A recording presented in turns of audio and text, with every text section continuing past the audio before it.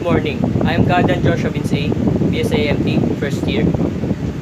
So, I'm about to explain major structural stresses that affect aircraft structures and aluminum and various aluminum alloys used in aircraft repair and construction. So, what is a major structural stress? A major structural stress is where the aircraft structural members are designed to carry a load or to carry or resist a stress. So, designing an aircraft must be strong and that can resist stress to its major parts. So, let's go. There are two types of internal force and external force. These are the strain and a stress. So, what is a strain? A strain is a term used for externally applied to a structure.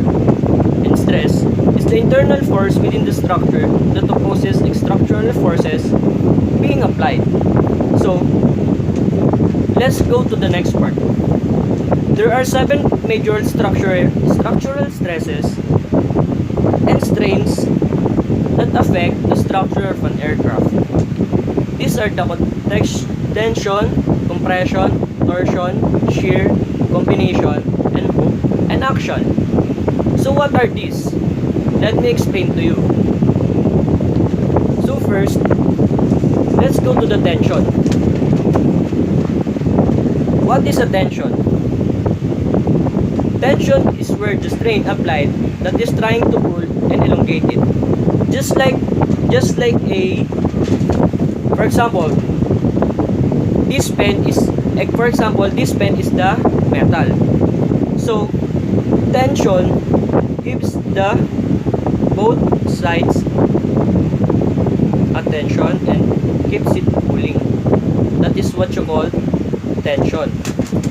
That when you give a something, when you're trying to pull something at a one object, two-sided of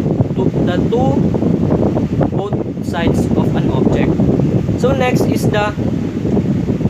the second is the torsion. What is a torsion?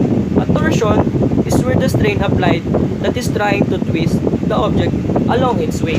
So basically, for example, this pentel pen is the metal.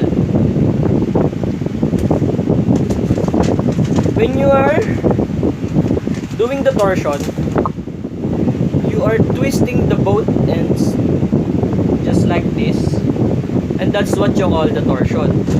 So next is the compression. So what is a compression? Compression is where the strain applied that is trying to squeeze the object and shorten its length. So basically, when you're shortening an object, you're literally pushing the both ends to the middle part. So basically, that's what you call the compression. When you're compressing the object at the both ends. So next, the fourth is the shear. So what is a shear? Shear is the resistance to opposite tensile loads. So shear basically just like paper. You are shearing it in the both ends.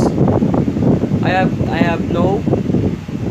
no things to show it to you, but I can explain very clearly, because shear is just like you're tearing a paper, just like that.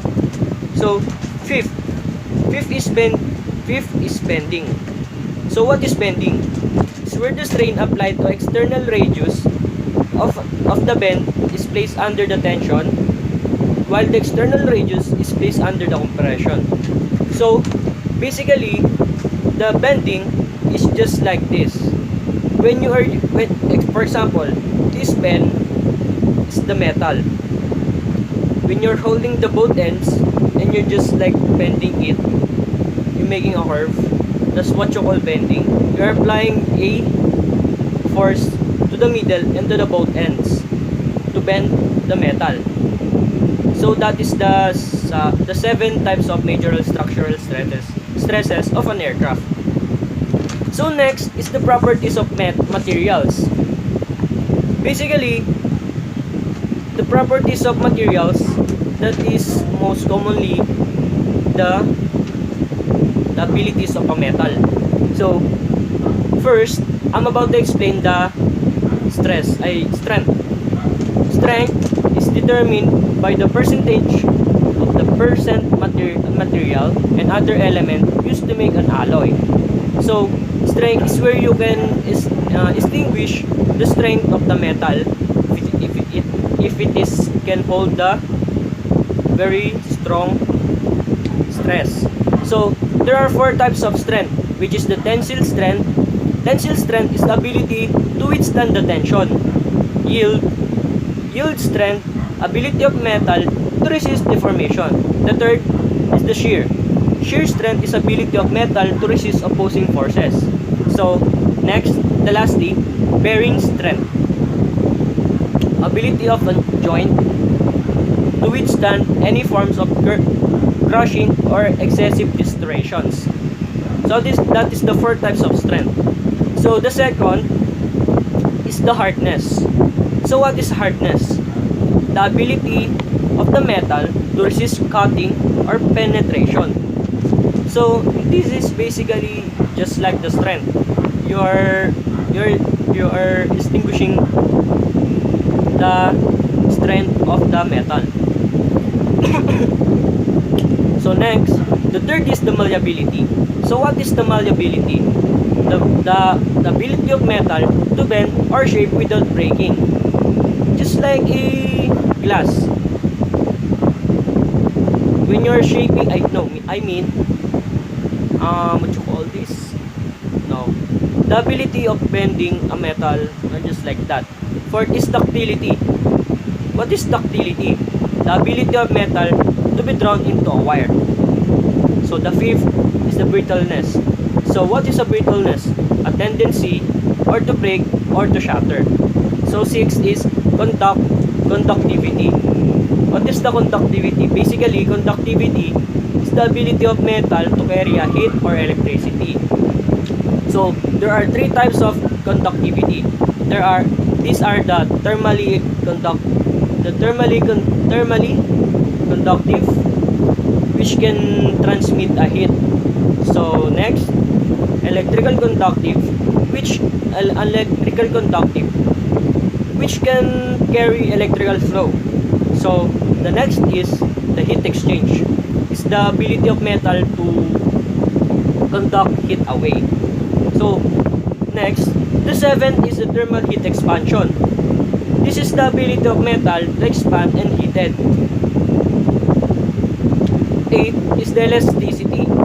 It's the ability of metal to return to its original shape and when stretches or bent.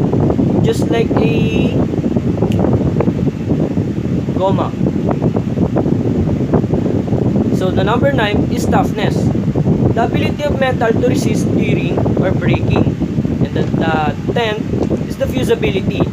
This is the ability of metal to be joined using melting. So the 11th is the density. This term is used to compare the weight and the various materials. So that is the properties of 11 properties of materials. So that's all. Thank you.